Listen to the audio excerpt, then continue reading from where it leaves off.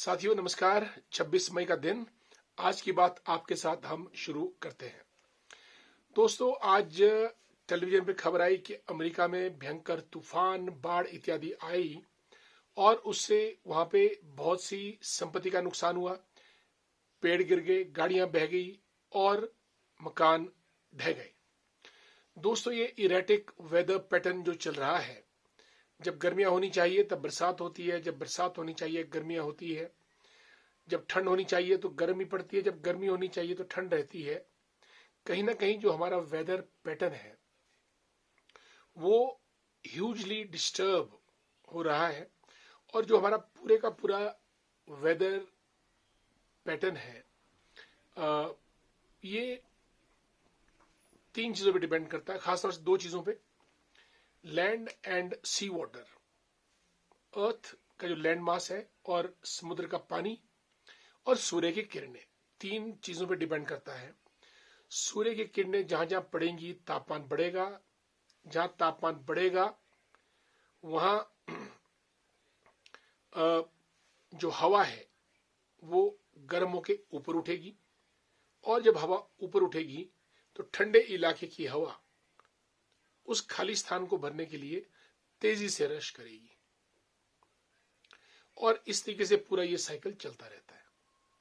और जो हवा आएगी, अगर अपने साथ वो पानी के ऊपर से आती है, समुद्र के ऊपर से आती है, तो वो वेपर्स, वाटर ड्रॉप्स को लेके आती है और अर्थ के ऊपर जहां भी वो पहाड़ मिलता है और जब उससे वो टकराती है, यानी क्लाउड्स, बादल, और वहीं पे वो बरस जाते हैं।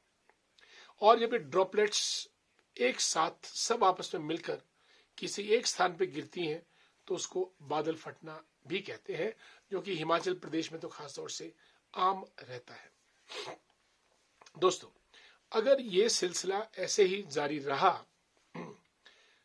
तो वो दिन दूर नहीं जब अर्थ में बहुत सी नदियां सूख जाएंगी और जो नगर, मेट्रोपॉलिटन सिटीज जो बनी है समुद्र के किनारे, वो पानी में सबमर्ज हो जाएंगी, वाटर लेवल राइज कर जाएगा,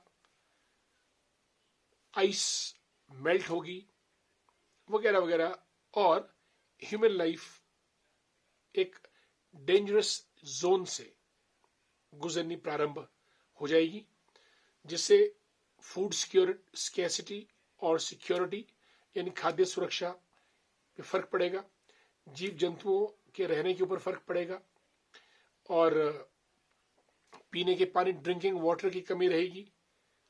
टेम्परेचर राइज करने से मानव जीवन खतरे में पड़ जाएगा, वगैरह वगैरह। और डिजीजेस, जब हमारी ओजोन लेयर डिप्लीट होगी, O3 जिसको बोलते हैं आप, तो जो अल्ट्रावायलेट रेज हैं सन की, वो सीधी पृथ्वी पे टकराएंगी ह्यूमन बींग्स को, और कैंसरस सेल्स को भी वो जन्म देती है। दोस्तों, रहीमन पानी राखिए, बिन पानी सब सून, मोती चून न उबरे, मानस चून, कुछ ऐसा ही, यानी पानी को रखना चाहिए क्योंकि पानी के बिना कुछ भी नहीं है। आप चूना लें, मानव लें या मोती लें, इन सबको पानी की जरूरत रहती है जिससे कि चीजें खिलती हैं। पानी एक ऐसी चीज है जो तीनों अवस्थाओं में मिलती है, सॉलिड, गैस और लिक्विड।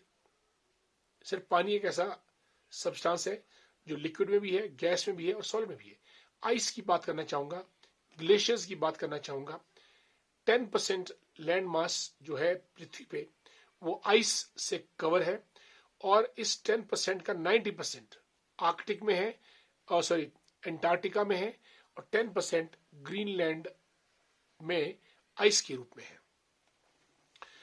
अब हमारी जो ह्यूमन लाइफ है, इंडस्ट्रियल रेवोल्यूशन है, और जो ग्रीन हाउस गैसेज है प्रोडक्शन में जिनका उत्सर्जन होता है, उससे टेम्परेचर बढ़ता है और आइस मेल्ट करती है, आइस शीट्स। और जब आइस शीट्स मेल्ट करती हैं तो सूरज की गर्मी भी उस क्षेत्र पे ज्यादा पड़ती है और रिफ्लेक्ट नहीं हो पाती है स्पेस में, और टेम्परेचर लगातार बढ़ता रहता है। इस तरीके से आपके बड़े बड़े ग्लेशियर्स वो पिघलते हैं, और जब किसी ग्लेशियर से एक बड़ा हिस्सा टूटता है तो वो आइसबर्ग कहलाता है। आपको मालूम है आइसबर्ग ऊपर सिर्फ 10% दिखता है, 90% वो पानी के अंदर रहता है।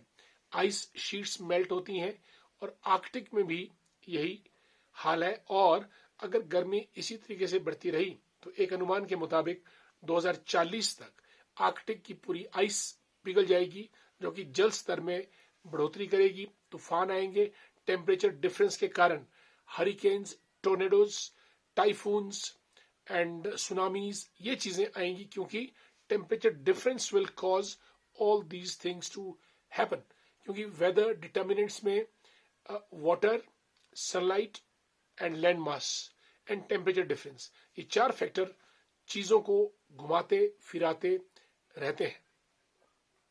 और जो हमारा हिमालयन क्षेत्र है, यहाँ पर तो जो हमारे 16 क्षेत्र हिमालयन रीजन में रहते हैं देश, 1 अरब की उनकी पॉपुलेशन है। 2 और भी नदियां बहुत आती हैं, लेकिन 2 का अस्तित्व बड़े खतरे में है। उत्तरी हिमालयन साइड से गंगा, जो कि एक हमारी संस्कृति जीवनदायिनी नदी है, पवित्र, और ब्रह्मपुत्र, जो ब्रह्मा का पुत्र पुरुषवाचक है नदी है, जो नॉर्थ ईस्ट को सरोबार करती है। इन दोनों नदियों का अस्तित्व भी खतरे में आ जाएगा। ऐसी चीजें बहुत सी हैं, और जब ये होगा तो मनुष्य खतरे में रहेगा। इसलिए हमको अभी से सजग होना चाहिए पर्यावरण के प्रति, और कंजम्पशन के प्रति, ग्रीन हाउस गैसेस एमिशन के प्रति, कार्बन डाइऑक्साइड के प्रति, और लेटेस्ट टेक्नोलॉजी से कंजम्पशन को कम करते हुए पर्यावरण के प्रति हमेशा सजग, सचेत और संयमित होना पड़ेगा। क्योंकि अगर हम पर्यावरण को बचाएंगे तो हम मानव जाति को इस पृथ्वी पे बचाएंगे। आज के दिन आपके साथ इतना ही, और पानी बचाइए, पानी का सदुपयोग कीजिए, कंजप्शन कम करें, गैसेस का उत्सर्जन कम हो, ग्रीन हाउस गैसेस का, जिससे कि बर्फ बनी रहे, पानी बना रहे, और मनुष्य जीवन इसी तरीके से चलता रहे।